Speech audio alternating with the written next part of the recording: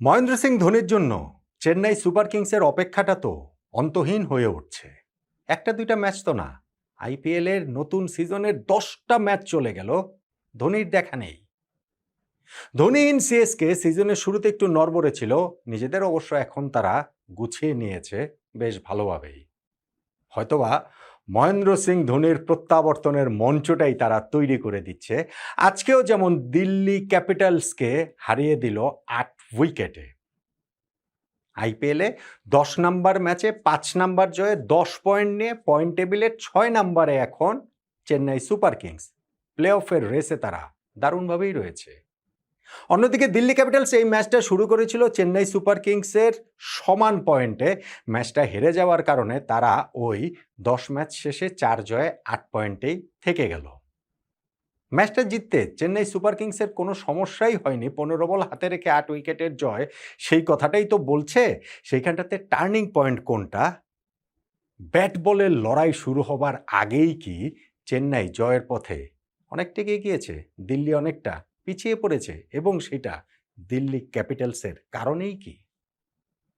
Delhi Capitals 155 run করেছিল, 156 target দিয়েছিল Chennai super কিংসকে। সেই টার্গেট চেজ ডাউন করতে তাদের কোনোই সমস্যা হয়নি, বরং রানটা আর একটু বেশি কেন হয়নি এই নিয়ে সঞ্জু স্যামসনের আক্ষেপ থাকতে পারে। তাহলে যে সেঞ্চুরিটা তিনি পেতে পারতেন, ইনফ্যাক্ট সেঞ্চুরিটা তার পাওয়ার মতো অবস্থাই তো ছিল।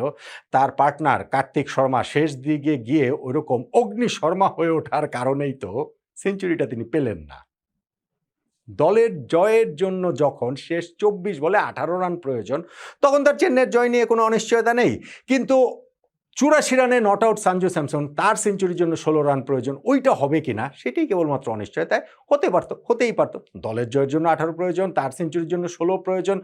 সেঞ্চুরিটা হওয়াটা খুব অস্বাভাবিক তো ছিল না।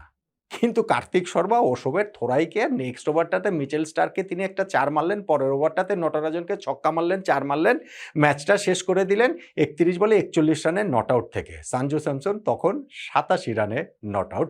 অবশ্যই এইটা নিয়ে তার খুব একটা আক্ষেপ, হাহাকার, দুঃখ, কষ্ট নাও থাকতে পারে। এইবারের আইপিএলেই তো তার এরই মধ্যে 2টা সেঞ্চুরি হয়ে গিয়েছে।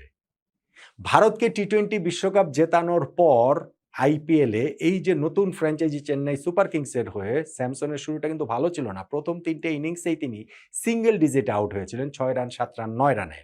এবং তারপর 4th ম্যাচে যে সেঞ্চুরি করলেন, ব্যাটে রানের তুফান বইছে, 2টা সেঞ্চুরি হয়ে গেছে। আজকে 3 নম্বর সেঞ্চুরিটা হতে পারত, হয়নি। কিন্তু সঞ্জু স্যামসন ওই কনফিডেন্সের জায়গাটা রয়েছেন, এবং এই চেন্নাই সুপার কিংসের এখন ব্যাটিংয়ের মূল ভরসার জায়গা সঞ্জু স্যামসন হয়ে উঠেছেন। এই ম্যাচটা রান তাড়া করে জেতাতে তাদের কোনো রকম কোনো সমস্যা হয়নি সিএসকে। যদিও শুরুতে তাদের ক্যাপ্টেন ঋতুরাজ গায়কোয়াড় তিনি যখন আউট হয়ে গেছেন, পাওয়ার প্লেতে 1 উইকেটে 44 ছিল, তার পাওয়ার প্লে শেষ হওয়ার পরই আউট হয়ে গিয়েছেন উর্ভিল প্যাটেল। তারপরে গিয়েও 45 রানে 2 উইকেট হারানোর পর 66 বলে 114 রানের একটা অপরাজিত পার্টনারশিপ, অবিচ্ছিন্ন একটা পার্টনারশিপ হয়েছে সঞ্জু স্যামসন এবং কার্তিক শর্মার, এবং তাতেই ম্যাচটা তারা সহজেই জিতে গিয়েছে। 8 বল হাতে রেখে, ইনফ্যাক্ট 8 উইকেটে জিতেছে, ইনফ্যাক্ট 15 বল হাতে রেখে। এই জায়গাটা থেকে কি টার্নিং পয়েন্ট বের করা যাবে?